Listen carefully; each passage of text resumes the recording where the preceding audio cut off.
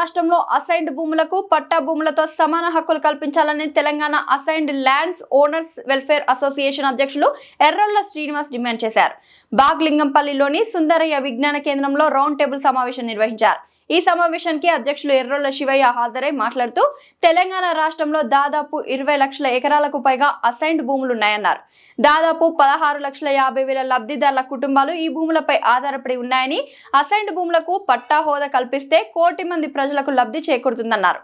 ఇతర రాష్ట్రాల్లో అసైన్డ్ భూములకు చట్టబద్ధత కల్పించి హక్కులకు కల్పించారని, తెలంగాణ రాష్ట్రంలో అసైన్ భూములకు యాజమానులకు హక్కులు కల్పించాలని ప్రభుత్వ అధికారులకు ఎన్నిసార్లు వినతి పత్రాలు ఇచ్చినా పట్టించుకోవడం లేదని అన్నారు.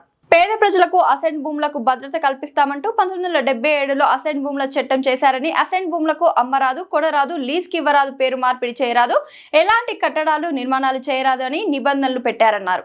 1977 యాక్ట్ చట్టం వల్ల అసైన్డ్ భూములు పట్టా పొందిన ఓనర్స్ అసైన్డ్ భూమి మీద హక్కులు కోల్పోయారని ఆవేదన వ్యక్తం చేశారు. వెంటనే రాష్ట్ర ప్రభుత్వం అసైన్డ్ భూములను యాజమానులకు పట్టా భూములతో సమానంగా హక్కులు కల్పించి పీఓటీ చట్టం రద్దు చేయాలని డిమాండ్ చేశారు.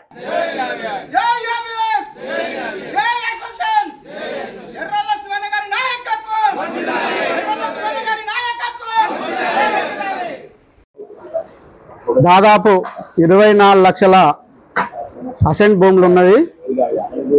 ఇవి దాదాపు 16,50,000 కుటుంబాలకు గత 50 సంవత్సరాలకు ముందు నుంచి ఇచ్చుకోవడం జరిగింది.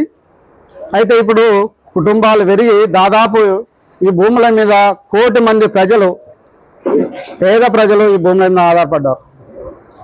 కాబట్టి అంటే మనకు ఎప్పుడైతే మన తెలంగాణ రాష్ట్రానికి స్వతంత్రం రాకముందు కూడా తెలంగాణ రైతాంగ సాయుధ పోరాటం నుంచి స్టార్ట్ అయిన ఈ భూములు పంచడం.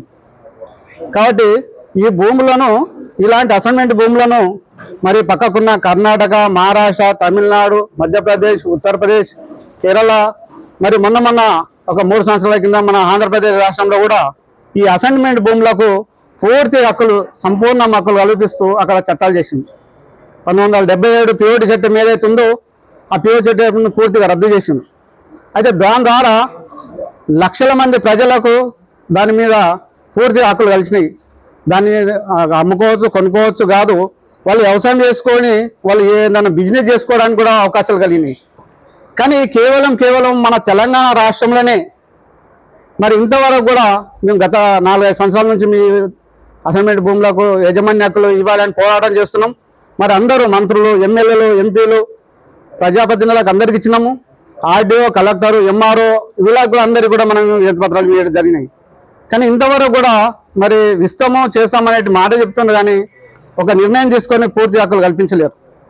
ఒకవేళ ఈ మన తెలంగాణ రాష్ట్రంలో ఇలాంటి అసైన్మెంట్ భూములకు ఒకవేళ యజమాని హక్కులు కల్పిస్తే 1 కోటి మంది పేద ప్రజలు అందరూ కూడా కోటేశ్వరు అవుతారు. ఈ రోజులలో ఏ స్కీమ్ కూడా ఒక్కటేసారి 1 కోటి మందికి లబ్ధి పొందే స్కీమ్ అనేది లేదు. మరి ఇంత మంచి స్కీమ్ను గవర్నమెంట్ మరి ఆలోచన చేసి ఇంతమంది ప్రజలకు మేలు కలిగేటట్టు ఈ 1977 పీఓటీ చట్టం రద్దు చేసి ఈ అసైన్మెంట్ భూములకు వాటి మీద సంపూర్ణ హక్కులు కల్పించాలని కోరుతున్నాం. Telangana assign land owner welfare association రాష్ట్ర ఉపాధ్యక్షుడిని. ఈరోజు ఈ అసోసియేషన్ ఆధ్వర్యంలో సుందరయ్య విజ్ఞాన కేంద్రంలో రాష్ట్ర స్థాయిలో అసైన్ భూములపై సమస్యలపై రౌండ్ టేబుల్ సమావేశం ఏర్పాటు చేయడం జరుగుతుంది. ఈరోజు అసైన్ భూములపై ఉన్నటువంటి పీఓటీ చట్టం వల్ల భూములు క్రయ విక్రయాలు నిషేధం అని తెలిసినప్పటికీ కొంతమంది ప్రభుత్వాలు, కొంతమంది బడాబాబులు ఆ చట్టానికి తూర్పు పెడిసి పేదల భూములను అప్పన్నంగా ఆక్రమించుకుంటున్నారు. దానికి తీవ్రంగా నిరసిస్తూ అదేవిధంగా ఈ అసైన్ భూములపై పీఓటీ చట్టాన్ని ఎత్తివేసి 1 కోటి మంది లబ్ధిదారులు తెలంగాణ రాష్ట్రంలో ఉన్నారు.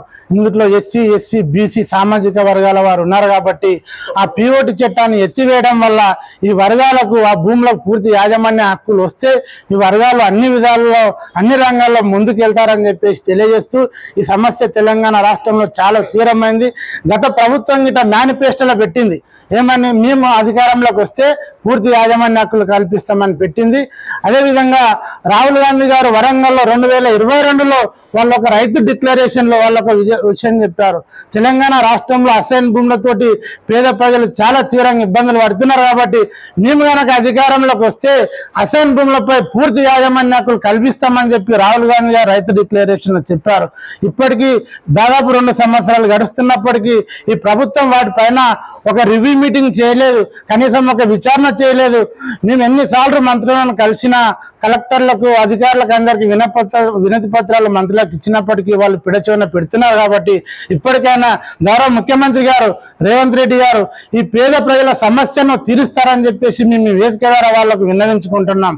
కాబట్టి ఒకవేళ మీరు ఈ సమస్యను పరిష్కరించకుంటే జిల్లాలలో ఈ అసైన్మెంట్ భూములు లబ్ధిదారులంతా జిల్లాలో పెద్ద ఎత్తున కదిలి తరుగుతున్నారు. కాబట్టి వీళ్ళు ప్రతిపక్షంపై పోకన్నా ముందే మీరు ఈ విషయం పట్ల తొందరలోనే రివ్యూ మీటింగ్ నిర్వహించి కమిషన్ చేస్తారా, మీటింగ్ చేసి సమస్య పరిష్కారానికి మీరు కంకణబద్దులై కదలాలని చెప్పేసి ఈ వేదిక ద్వారా ప్రభుత్వాన్ని మేము డిమాండ్ చేస్తా ఉన్నాం.